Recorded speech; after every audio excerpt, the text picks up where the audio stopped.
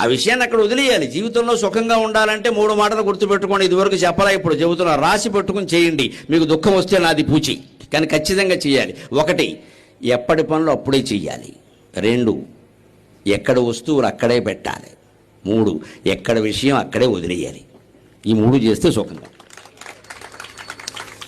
ఇందులో మొదటి 2 చేయగలుగుతాం, 3వది చాలా కష్టం. మొదటివి కూడా కష్టమైన వాళ్ళు ఉంటే నమస్కారం, నాకంటే గొప్పవాళ్ళు. మీ ఇంట్లో ఎక్కడ వస్తువు అక్కడే పెట్టండి. 10 రోజుల తర్వాత చూడండి మీ ఇల్లు ఎలా ఉంటుంది. మంచినీళ్ళ గ్లాసు తాగవు, అక్కడే పెట్టండి. దాన్ని ఇంకో చోట పక్కకి పెట్టకండి, మళ్ళీ వెతుక్కోవాల్సి వస్తుంది. దాన్ని ఓ దువ్వెనతో తల దువ్వుకున్నాం, నాకు లేదా భాగ్యం, మీ అందరికీ ఉందిగా. ఆ దువ్వెన ఎక్కడ తీసారో అక్కడే పెట్టండి. ముఖ్యంగా మహిళాముడు నమస్కారం. లేకపోతే మాకు పని ఇక్కడ వెనకాల.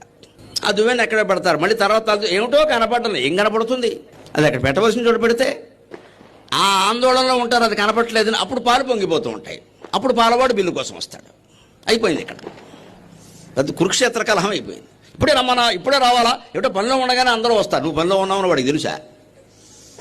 లేదా ఫోన్ వస్తుంది, ఏమిటో నేను పనిలో ఉన్నప్పుడే ఫోన్ చేస్తారు, ఖాళీగా ఉన్నప్పుడు చేయరు. ఖాళీగా ఉన్నాను అందరికీ మెసేజ్ పెట్టామా, చేస్తారు. ఇది కుదిరే పని. ఇది మనం ఎలా ఉన్నామో వాళ్ళకి తెలియదు కదండి. వాళ్ళు చేశారు, అయిపోయింది. మనం ఏం చేయాలో మనం నిర్ణయించుకోవాలి. కానీ ఖాళీగా ఉన్నప్పుడు ఫోన్ చేయని ఏమిటంటే, ఖాళీగా ఉన్నామని అందరికీ పేపర్లో ప్రకటించు, లేదా వాట్సాప్లో పెట్టి నేను ఖాళీగా ఉన్నాను, దయచేసి ఎవరైనా ఫోన్ చేయండి. అటువంటి మెసేజ్లు కూడా వస్తున్నాయండి, చెబితే బాగుండదని.